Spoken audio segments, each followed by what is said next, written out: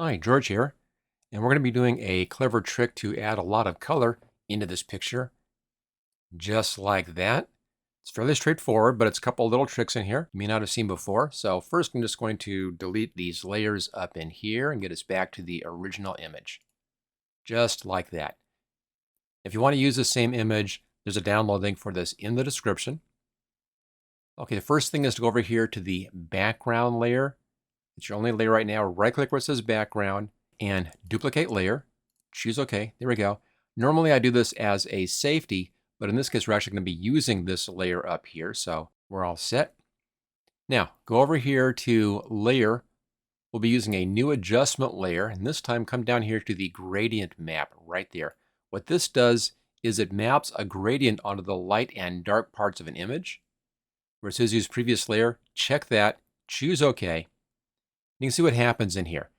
Right now, the left side is being mapped to the dark parts of the image. The right side is being mapped to the light parts of the image. Click on reverse, it will look like a normal picture again.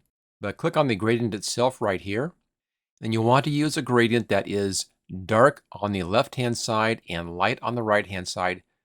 The one I want is this one right here, the purple to orange, right there, violet to orange. Choose OK.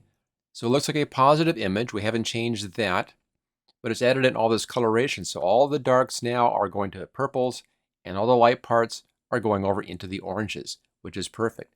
Now all we need to do is to blend this in with the original background layer. So let's just get that out of the way. Come down to where it says background copy and go up here to the blend modes. Now with the blend modes, these will blend the layer into the layer underneath. Depending upon the blend mode chosen, it'll have different effects. As you can see in here, some interesting things going on. What I tend to do is to click on this till it drops down, and then I just use the wheel on my mouse to scroll through and see what these all look like. And the one that I want is right down here, and it's soft light, just like that. That does a real nice job. And as you can see, what it does is it's now blending the warms into the light parts and the cools of the purples into the dark parts of the image, giving us a lot more color in here than we had before. There it is before, and there it is after. It's warmed the image up a lot. It's really increased our contrast a bit in here, made the flesh tones look better, and giving us a much better image very quickly and easily just by blending in that gradient map. Now, if it's too much of an effect, go over here, it says opacity.